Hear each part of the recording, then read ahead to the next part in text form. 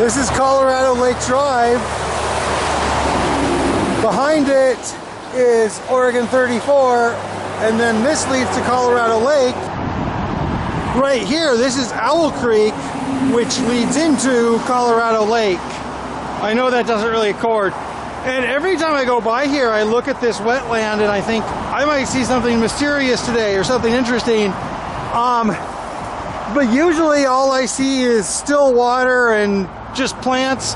You know, I don't really see birds here often. But I will when I reach my real destination, which is in this direction.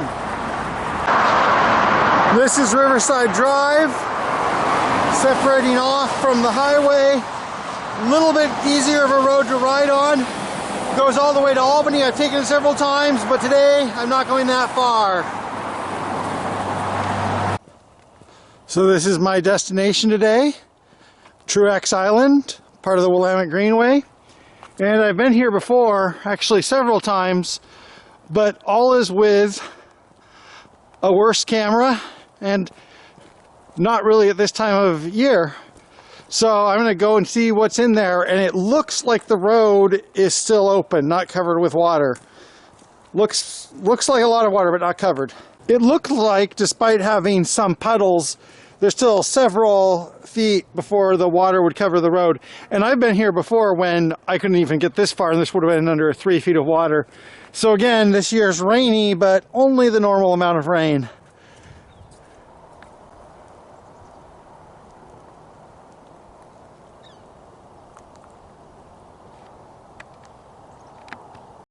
I've just locked my bike up to this incidental metal structure. Probably unnecessary, because like when I came in there was nobody parked at the entrance. I don't think there's anybody here, but it always just makes me feel a little bit safer to lock my bike up before I check out what's going on. The water is up a bit higher than when I was here last, which was September of 2021. And when I was here, I believe I walked out on what is now an island. And this quarry, as far as I know, the only outlet is down through the rocks into the groundwater, or if it gets high enough, I think it will go into the water or go into the Willamette River.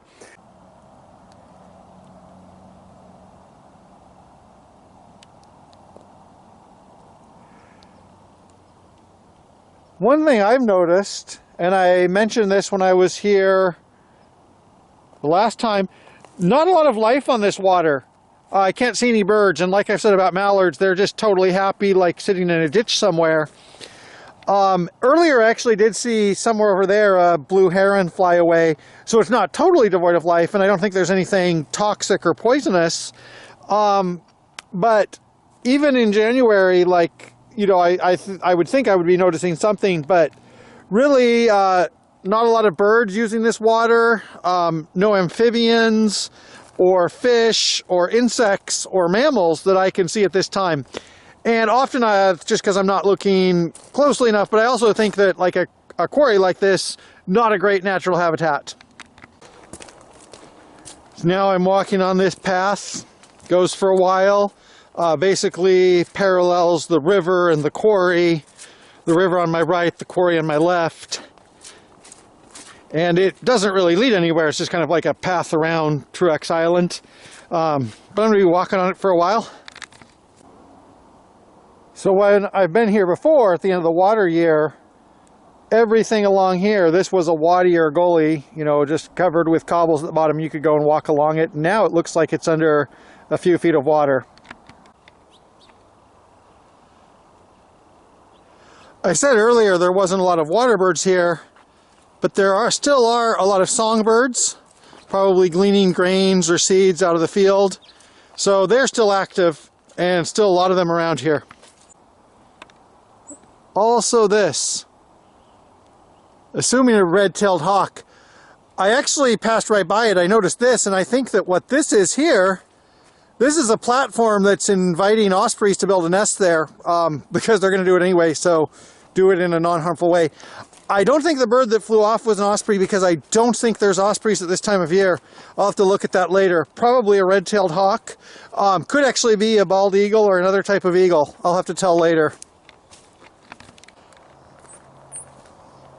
And there is an osprey nest up on top of that pole. And there's other ones visible from here and other potential sites. This is a pretty secluded area close to a river. So this is really prime osprey habitat. Other raptors as well, but especially the osprey. As far as I can tell from the map when I came in, these fields are leased. This is still part of the park, and as long as I don't interrupt the fields, I can walk around them.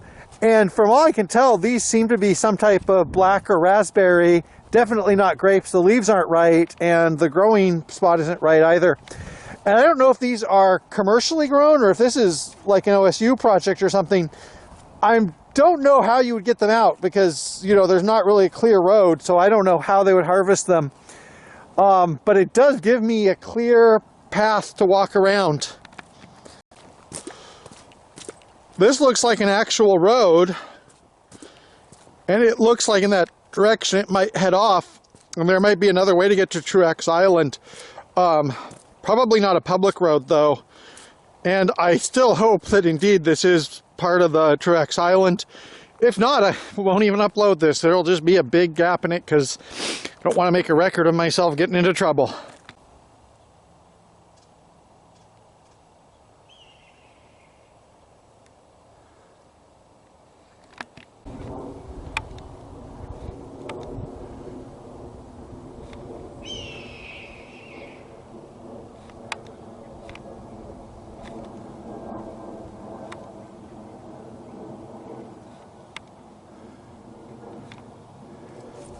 That is definitely a red-tailed hawk.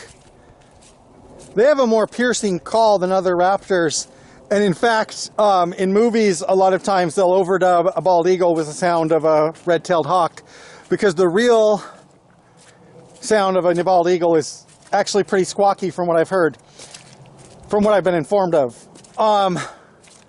So a lot of birds here, more than there was close to the quarry.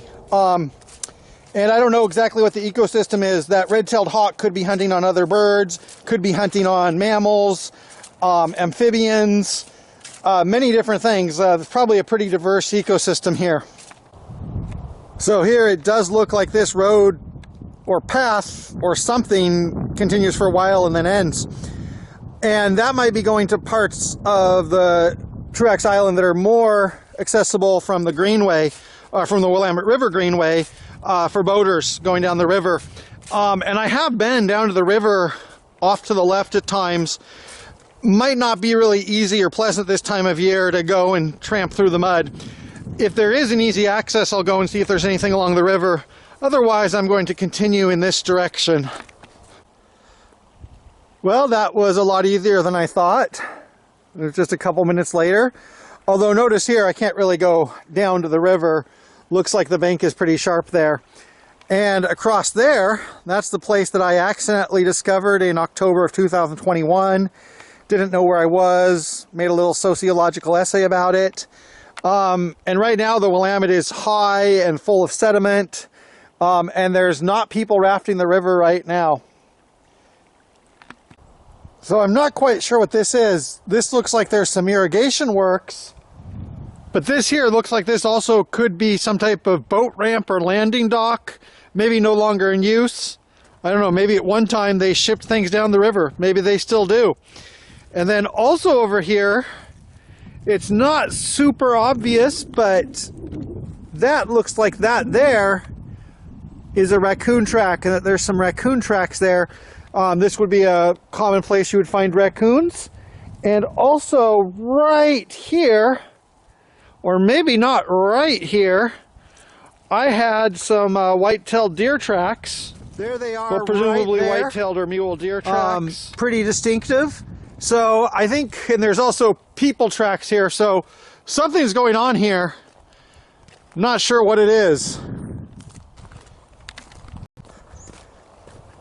There is kind of a contradiction today. These blue skies and golden sunshine make it look like a very optimistic, happy, energetic day.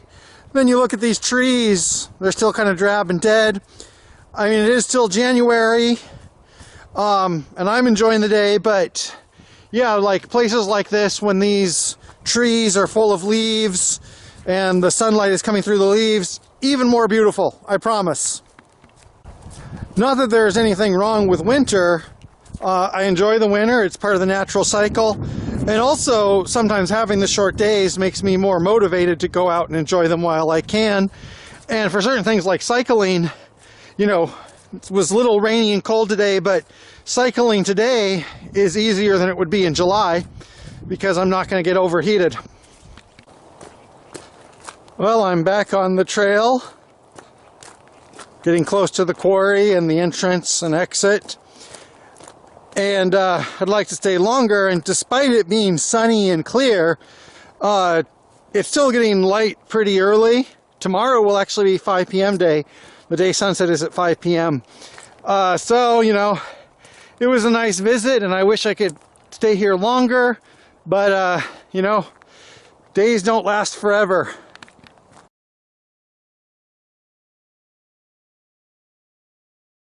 I believe that is some type of wood. This is where the water of the quarry leads into the water of the gully, the wadi. And right now, even though it's full, it's also not really moving. It's still water. And like I said earlier, I don't see a lot going on other than the birds, but I'm sure that if I had the time, the patience, the eyesight, the right time of year, that there would be a lot of amphibians, maybe reptiles, and other things living down in that water. But for now, it's kind of a still day.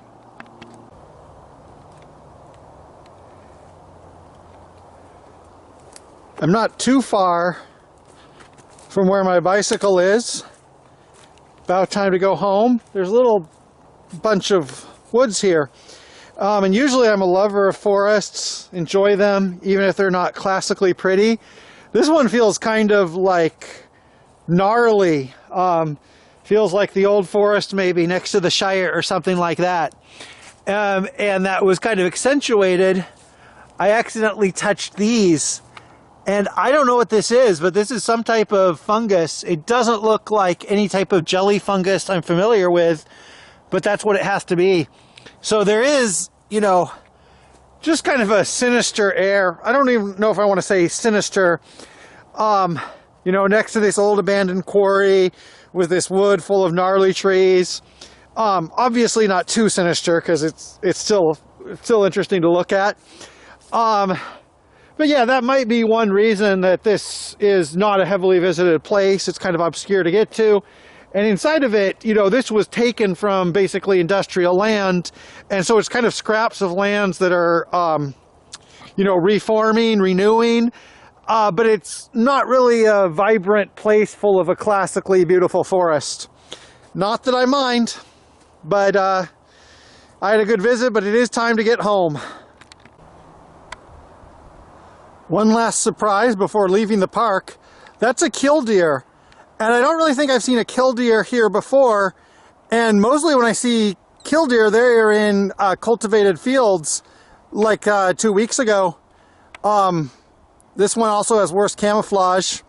And I don't know what he's doing gleaning in these rocks, if there's insects or something that he's gleaning or if he's just lost.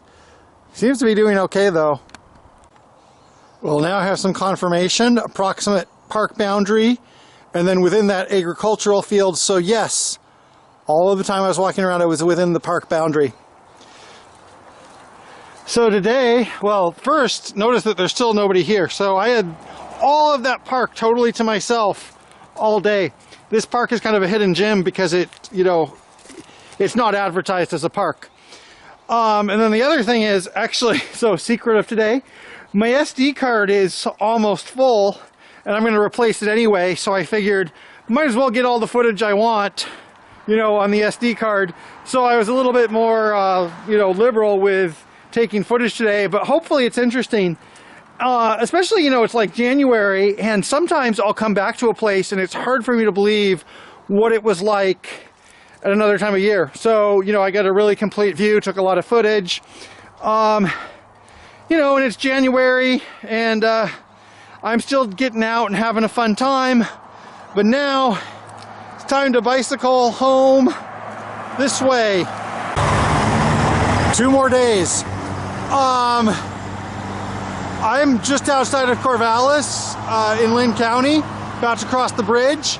And as you can see from that sky, it got gray, so I'm glad I headed back when I did. And it's only like a half hour after I was in the sunny weather.